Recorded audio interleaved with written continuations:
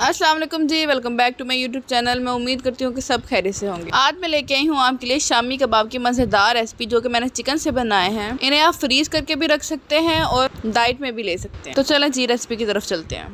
सबसे पहले जी मैंने एक अदद दरमियानी साइज़ की प्याज ली है और इसी के साथ 12 से 13 जो है लहसुन के और 2 टुकड़े अदरक के लिए हैं, जिन्हें मैंने बारीक पीस लिया था। और इसी के साथ 3 चम्मच लाल मिर्चों की, 1 चम्मच हल्दी की और 2 चम्मच नमक की शामिल की है।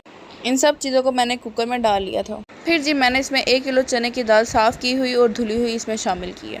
दाल डालने के बाद मैंने इन सब चीज़ों को अच्छी तरह से मिक्स कर लिया था। फिर जी मैंने इसमें 1.5 किलो चिकन शामिल किया है, जिसको मैंने इसके अंदर मिक्स नहीं करना बल्कि ऊपर डाल के रख देना है, क्योंकि मेरे पास हड्डी वाला चिकन, तो ये चिकन ज़्यादा गलने की वजह से हड्डियाँ भी दाल के साथ मिक्स हो जाती है और जब वो कबाब में आती है तो वो बहुत, इसलिए मैंने चिकन को ऊपर ही रखा है और कुछ देर बाद इनको गलने के बाद मैं निकाल लूँ और इसमें 2 गिलास पानी डाल के कुकर की सीटी लगा दी है। 10 मिनट के बाद मैंने चूल्हा बंद कर दिया। तब तक चिकन तो मुकम्मल तौर पर गल गया था, लेकिन दाल नहीं गली थी। चिकन को ऊपर रखे होने की वजह से चम्मच की मदद से मैंने सारा चिकन इसमें से निकाल और इसे एक बाउल में डाल लिया है। इसमें से मैं हड्डियां अलग कर लूँगी और चिकन के रेशे बना लूँगी। रेशे बनाने के बाद और हड्डियों को अलग करने के बाद मैं ये चिकन वापस से इसमें डाल दूँगी और कुकर की सीटी दोबारा से चला दूँगी। अगर आपका चिकन बगैर हड्डियों का है तो आप चिकन को कुकर में से निकालने की ज़रूरत नहीं। दाल गल जाने के बाद चिकन खुद ब खुद रेशा रेशा हो जाएगा।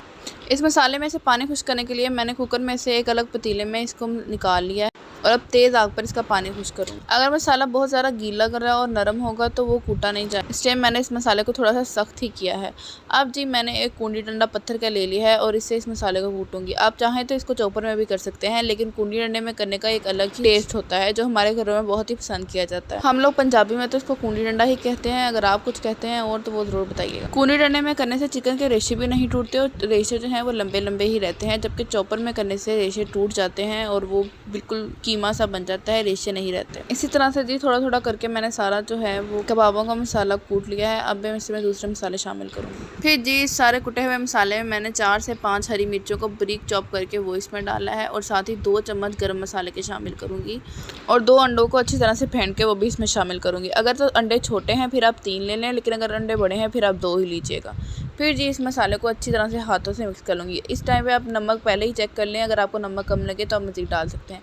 फिर जी हाथों की मदद से आप कबाबों को शेप दे दें, या ये कबाब बनाने के लिए टूल मिलता है उससे आप कबाबों की शेप दे दें। जैसे आपको मुनासिब लगे वैसे आप छोटे या बड़े अपने हिसाब से कबाब बना सकते हैं और इसी तरह से सारे कबाब हम बना लें। 1 किलो दाल और 1.5 किलो चिकन से तकरीबन 50 से 60 कबाब आसानी से बन सकते हैं और आप इन कबाबों को फ्रीज करके भी 1-2 महीने तक रख सकते हैं। चलें जी अब मैं आपको ये बताती हूँ कि हमारे घर में कबाबों को किस तरह से फ्रीज़ किया जाता है। सबसे पहले जी हमने एक बड़े साइज़ का डब्बा ले लेना है, उसके नीचे एक शाहपुर की लेयर बिछा लेनी है।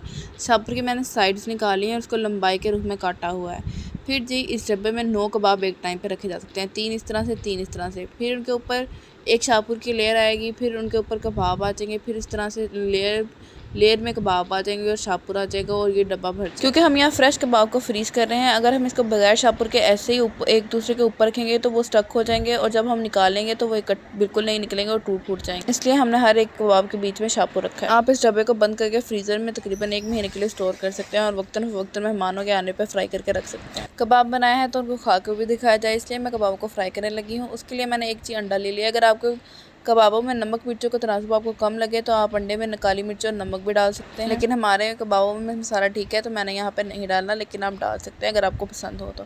फिर जी एक तवे को गर्म करके उसके ऊपर मैंने घी 2 चम्मच लगाया है, उसको अच्छी तरह से स्प्रेड कर लिया है पूरे तवे पे। इस तरीके से आप कम ऑयल में बहुत सारे कबाब फ्राई कर सकते हैं।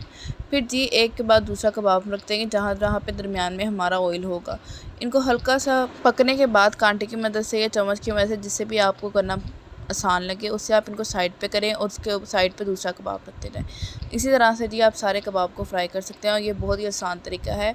इस तरह से एक तो घी बहुत कम यूज़ होता है और आप डाइट में भी इन कबाबों को ले सकते हैं। फिर जी मैंने इस तरह कबाबों को रख दिया है, फिर उनकी साइड्स पलट दी हैं। जब गोल्डन ब्राउन हो जाए तो आप इन्हें निकाल लें, लेकिन अगर आप फ्रीज़ किए हुए कबाब को फ्राई कर रहे हैं तो आंच बिल्कुल धीमी रखेंगे और हल्की आंच पे पकाएंगे, ताकि अंदर तक जो है वो कबाब अच्छी तरह से कुक हो जाए और अंदर से ठंडे या कच्चे कबाब ना रहें। उम्मीद करती हूँ कि आपको मेरी ये रेसिपी ज़रूर पसंद आई होगी। अगर आपको मेरी ये रेसिपी पसंद आई हो तो मेरी वीडियो को लाइक करें, मेरे चैनल को सब्सक्राइब करें और मज़ीद वीडियो के लिए मेरे साथ बने रहिए।